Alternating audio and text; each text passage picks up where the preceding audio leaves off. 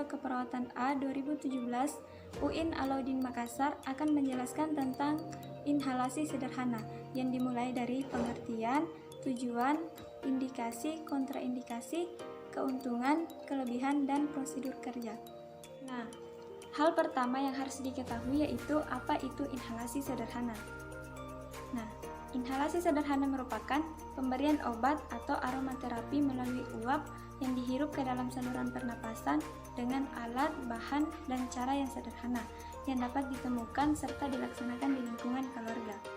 Nah, terapi ini dapat diberikan kepada klien 10-15 menit dengan frekuensi 3-4 kali sehari.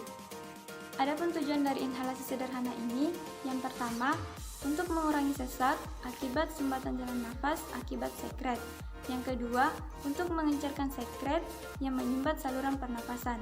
Dan yang ketiga, untuk mengurangi sekret dari jalan nafas.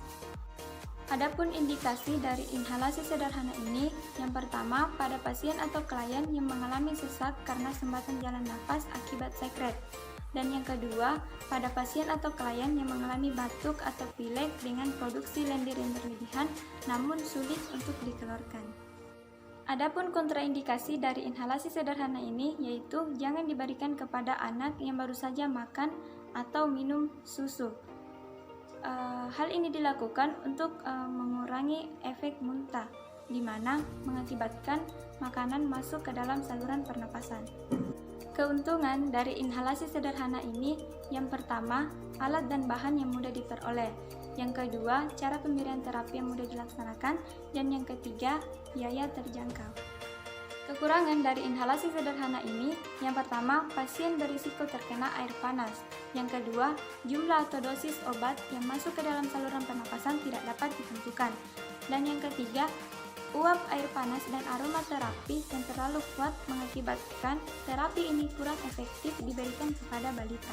Nah, adapun prosedur kerja dari inhalasi sederhana ini yaitu hal pertama yang harus kita siapkan yaitu alat dan bahan. Alat dan bahan yang digunakan pada inhalasi sederhana ini, yang pertama, wadah berupa botol, mangkok, atau baskom kecil.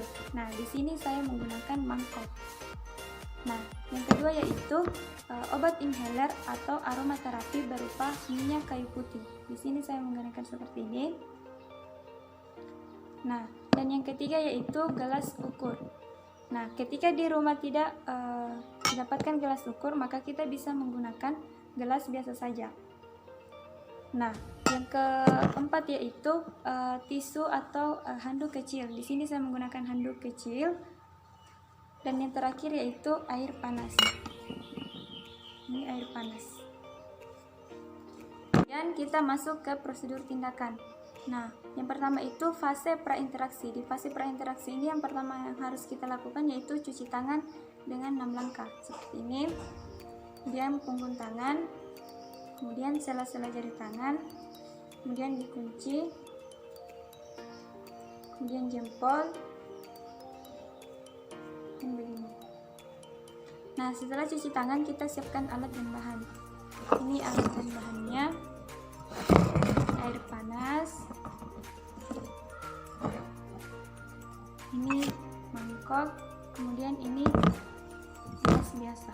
Setelah fase prainteraksi selesai, selanjutnya kita masuk ke fase orientasi. Nah, hal yang pertama yang harus dilakukan pada fase orientasi ini yaitu memberikan salam.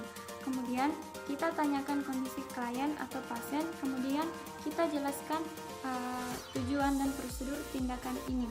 Nah, kemudian kita info konsen atau meminta persetujuan kepada pasien atau keluarga pasien.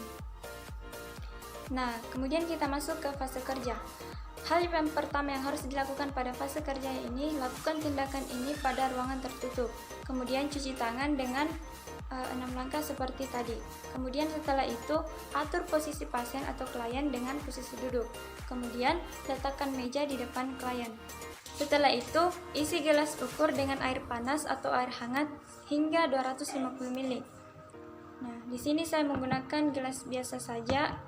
Seperti yang sudah saya katakan tadi, jika tidak memiliki gelas ukur, maka kita bisa menggunakan gelas biasa saja. Kemudian kan kita perkirakan apakah ini sudah mencapai 250 ml atau belum. Kemudian kita tuangkan air panas ke dalam gelas tersebut.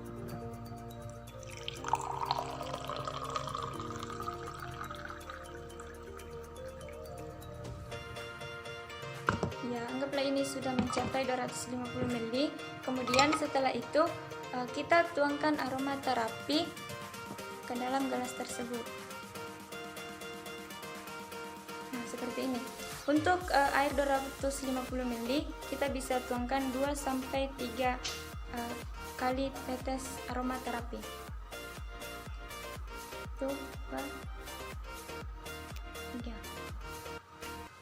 Nah, setelah itu kita tuangkan gelas yang berisi aromaterapi ini ke dalam wadah, bisa berupa botol, mangkok atau baskom kecil. Tapi di sini saya menggunakan mangkok kecil karena ini merupakan ruangan tertutup. Nah, jika pada ruangan terbuka maka kita bisa menggunakan baskom besar. Kita tuangkan masuk.